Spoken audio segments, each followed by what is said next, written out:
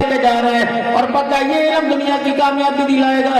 اور یہ کولار ہے کتاب 30 باروں کی الماری میں پڑی ہے, اس کو ہاتھ لگانے کے لیے تیار کوئی نہیں. عرش عظیم کا مالک سارے نبیوں کے سردار سے کہہ رہے ہیں جا اپنی امتیوں کو کہہ دے اس کتاب کو سینے سے لگا لو, یہ دنیا آخرت کی کامیابی دلوائے گا.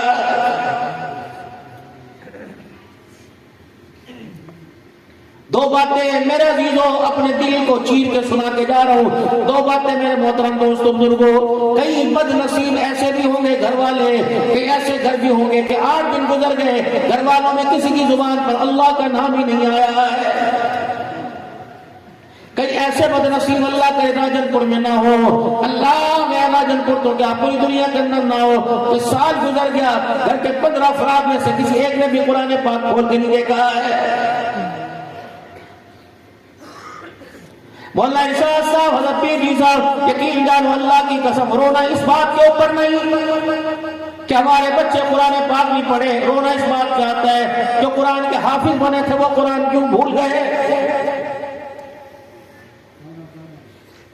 دکانوں کے اوپر حافظ سینٹر لکھا ہوا ہے لیکن میرے عزیز وہ شکل لکل دیکھو رونا آ رہا ہے. یہ حافظ ہے حضرت مولانا الیاس صاحب نور اللہ مرقدو نے اللہ اکبر یہ تبلیغی جماعت کے امین نے ہندوستان کے اندر 265 مدارس بنائے. 11 سال کے بعد مدرسہ میں قرآن کا حافظ بنا. حضرت مولانا الیاس رحمت اللہ تعالیٰ نے پورے ہندوستان میں اعلان کر دیا, فرمایا اس بچے کے حافظ بننے کی خوشی میں اس کا سارا خرچہ میں کروں گا, اس کی آمین میں کراؤں گا, کھانے کا انتظام کروں گا. بڑے بڑے اسٹیج پہ علماء کرام آ کے بیٹھ گئے, کھانے کا انتظام ہو گیا. دور دور سے گاؤں بڑالی سے لوگ آ گئے. جب بچے کو اسٹیج پر آمین کے لیے بلایا گیا حضرت مولانا الیاس رحمت اللہ تعالیٰ نے چہرہ دیکھا, پھوٹ پھوٹ کے ہچکوں کے ساتھ رونے لگے اور وہیں کھڑے ہو کے اعلان کیا بھائی مدرسہ جانو تم جانو اللہ اکبر جس دھرتی پر قرآن کا یہ اثر ہو میں اس دھرتی پر اپنی زندگی گزاروں. میرے ایمان کی غرض گوارا نہیں کرتی. لوگوں نے کہا درجے کیا ہوا کہ یہ حافظ قرآن ہے کہ 2 سال 11 سال جس نے قرآن پڑھا ایک بھی قرآن کا سایہ مجھ سے کیسی بڑی, داڑھی اس کی کٹی, بال اس کے لمبے, چلوار اس کی تخنوں سے نیچی ہے. یہ قرآن کا اثر ہے. اگر ایسے حافظ قرآن ہے تو میری حافظ بننے سے بنانے سے توبہ. سب کو چھوڑ چھاڑ کے ہندوستان سے مدینے چلے گئے. پھر وہاں استخارہ ہوا, خواب میں مدنی کریم صلی اللہ علیہ وسلم کی زیارت ہوئی. پھر مدینے شریف جانے کو کہا. علماء کرام سے عرض کروں گا اللہ کے واسطے اگر ہماری سرپرستی بچوں کی مدرسہ کی حد تک ہے تو ان کو بھی احساس دلاؤ جو پھولوں کے ہار اور پگڑیوں باندھنے میں شامل ہوتے ہیں.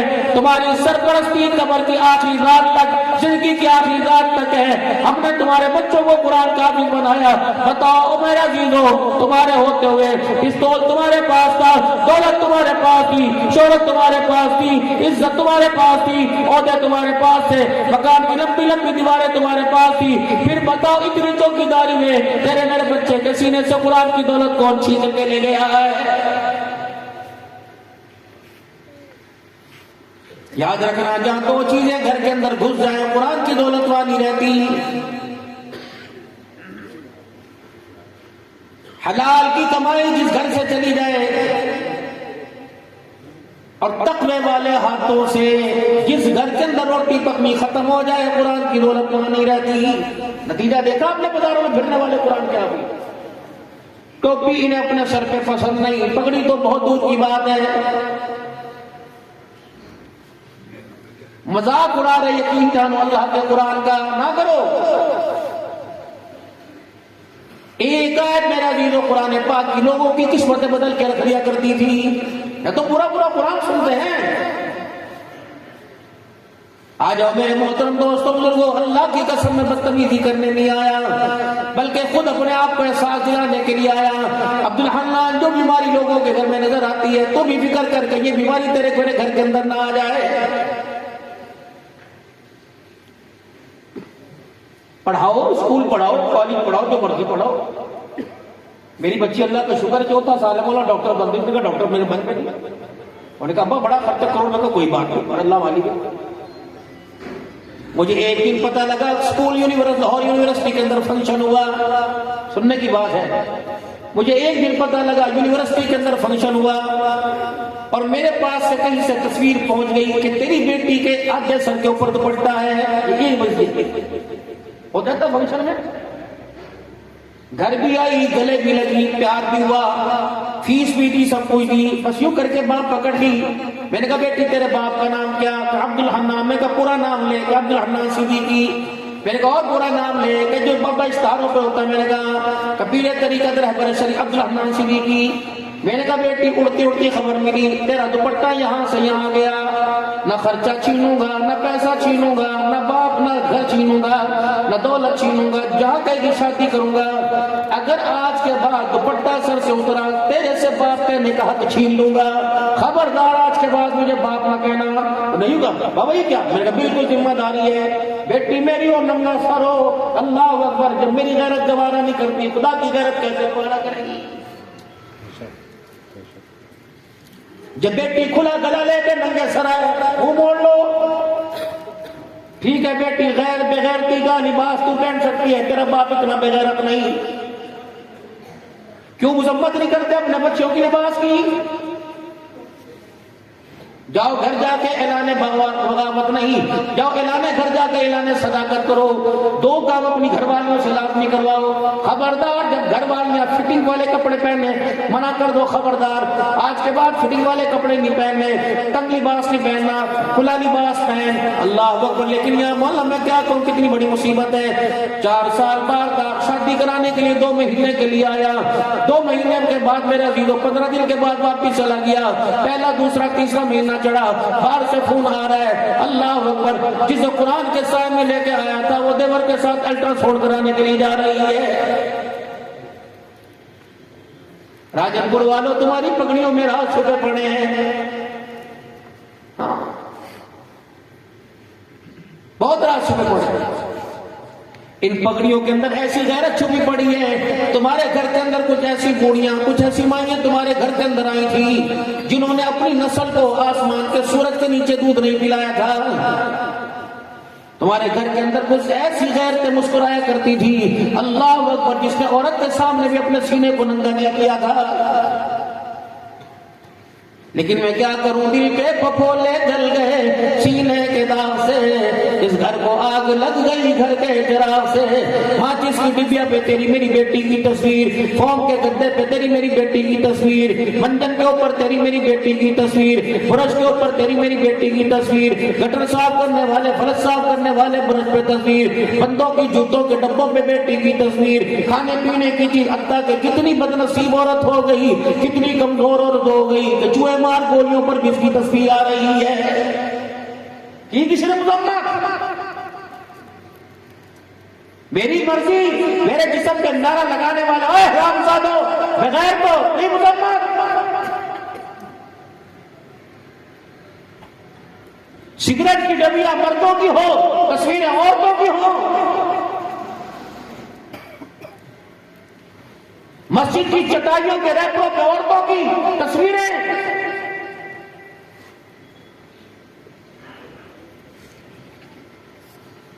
میں کہاں سے لاؤں عدی بن حاتم کی ہمشیرہ وہ جناب فسانہ.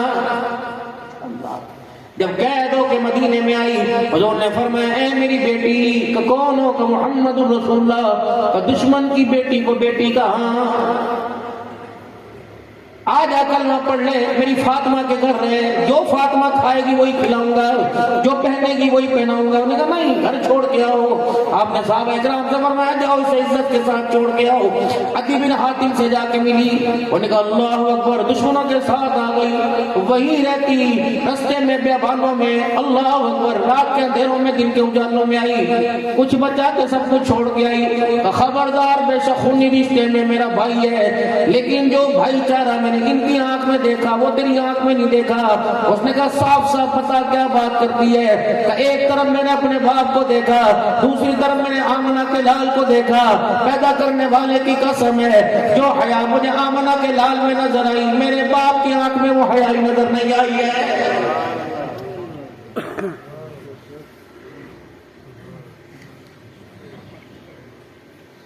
ایمان والوں مجھے بتاؤ، مسلمانوں کا علاقہ ہے، اگر کسی بندے نے پردیس جانا ہو اپنی بیٹیاں اپنے بھائی کے گھر چھوڑ کے جائے گا، اپنی بہن کے گھر چھوڑ کے جائے گا. میں یہ 27 تاریخ کو پنڈی داس شہپورہ کے علاقے میں بیان کرنے کے لیے گیا. سناٹا ہونا میرا. میں نے کہا کیا ہوا؟ کل مولا لمان لفی دو بھائیوں کا آپس کے اندر جھگڑا ہوا، بجلی کے بل پر مشترکہ بل تھا، دو بھائیوں کا آپس کے اندر جھگڑا ہوا، بل زیادہ آ گیا، آپس کے اندر گتھم گتا ہو گئے، گربان ایک دوسرے کا پکڑ لیا۔ میں نے کہا پھر کیا بنا؟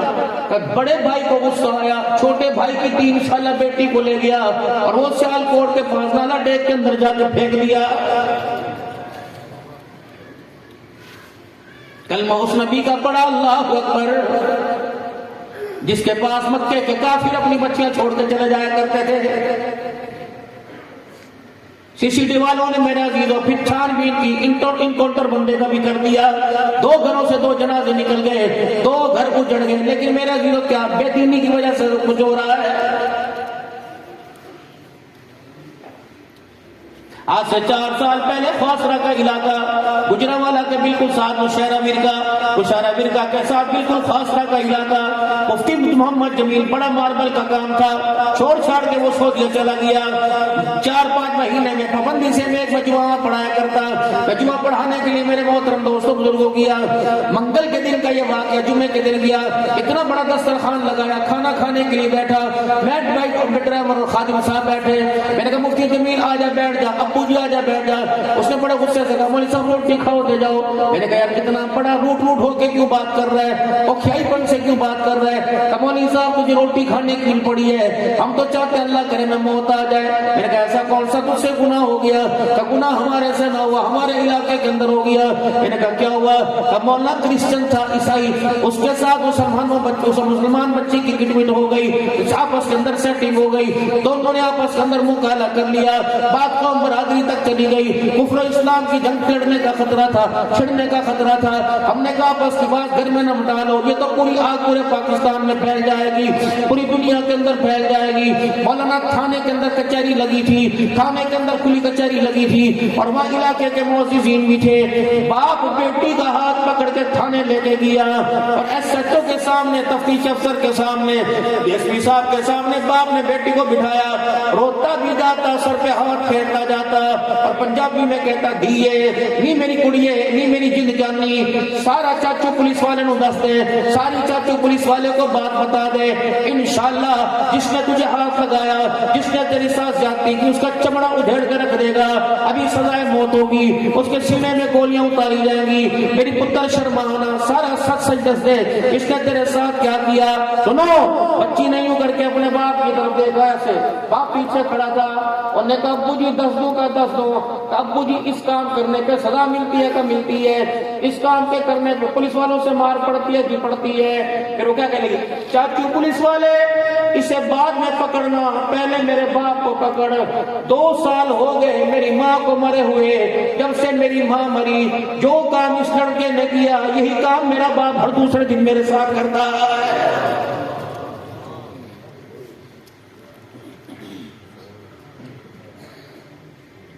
تمہیں ڈھور بچانے کی، باندر لڑانے کی تمہیں فکر، اور ظالم و شرم کب آئے گی؟ غیر کے کھلی پھر نہیں ہے کبوتر، میرے عزیزوں پنجروں کے اندر موٹر سائیکل پہ لے کے پھر رہے ہو، یہ غیرت ہے کوئی؟ سارا دن میرے عزیزوں بیٹیاں بازاروں میں پھر رہی ہیں، تم کوٹھے پہ کبوتر بازی کرتے پھر رہے ہو۔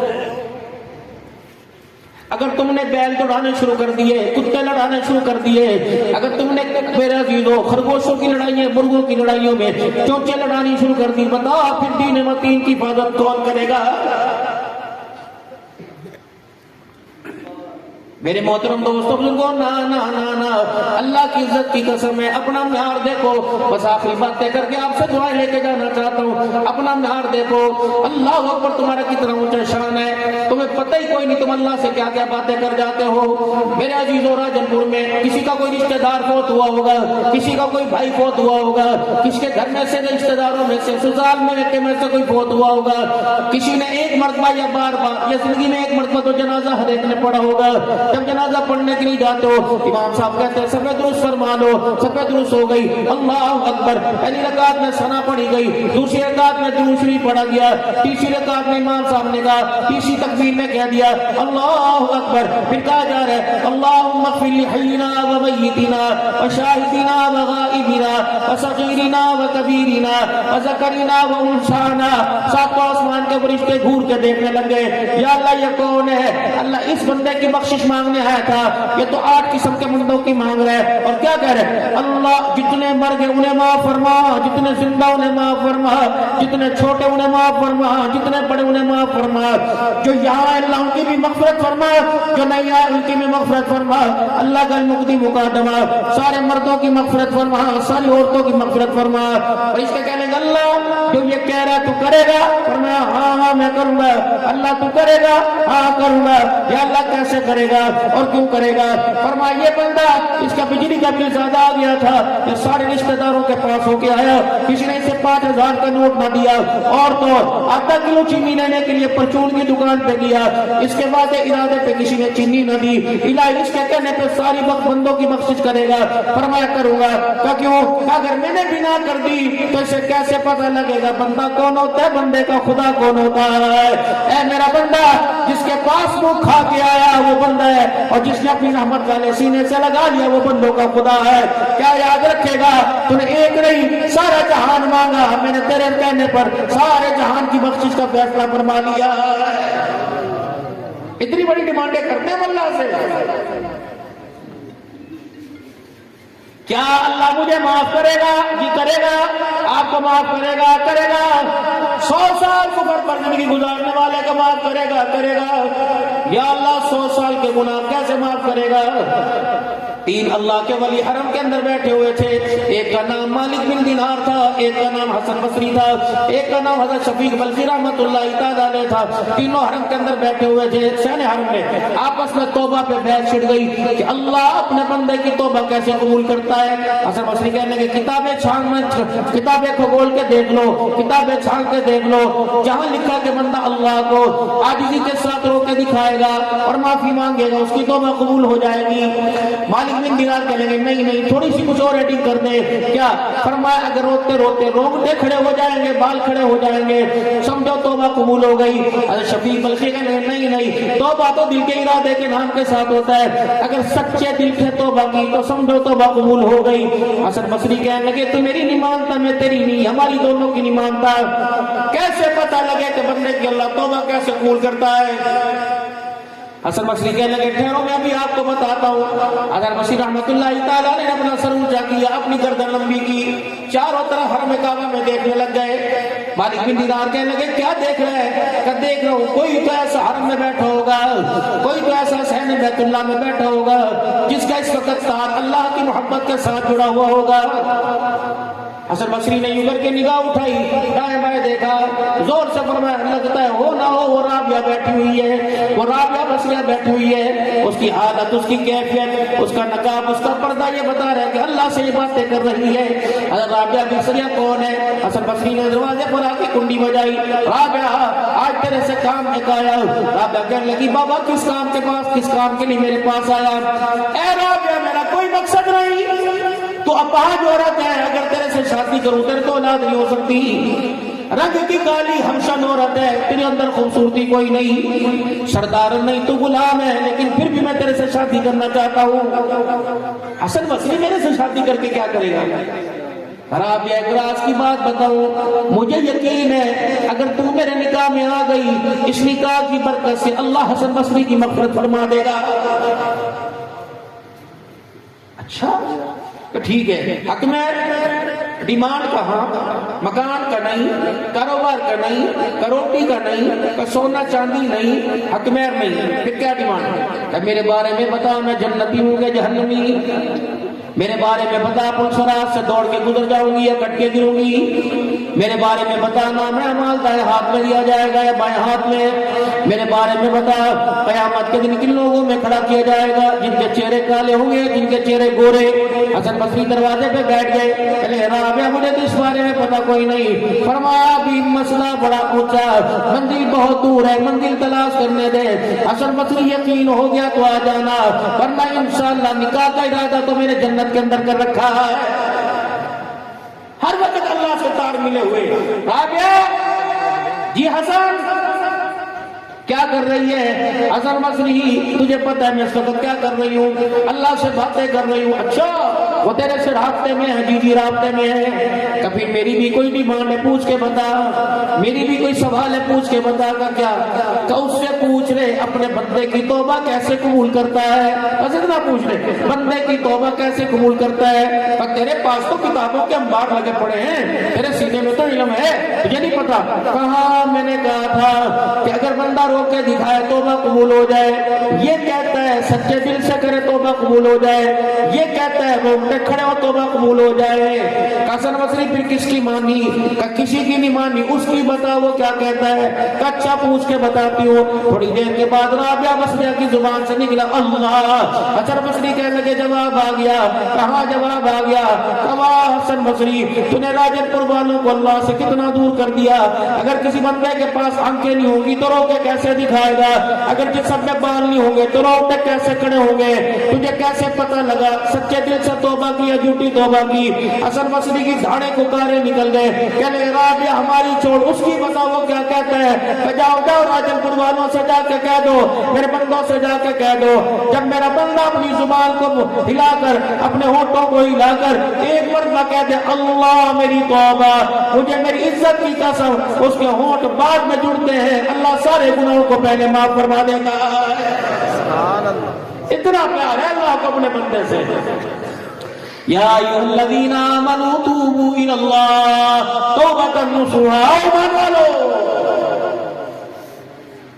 اللہ کو مان لیں، اللہ کی مان لیں اور اللہ کی مان کے چلیں۔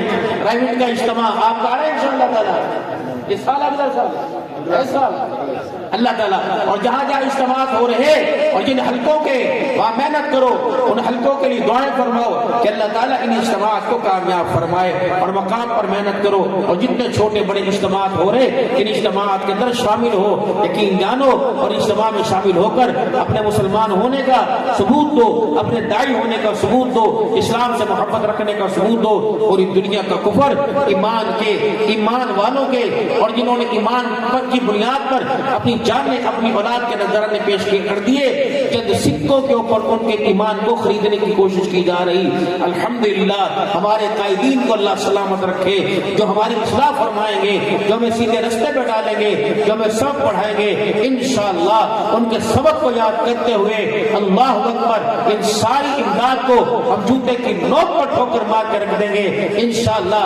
اللہ کے دین اور آمنہ کے لال کے ختم نبوت کے ساتھ غداری نہیں کریں گے۔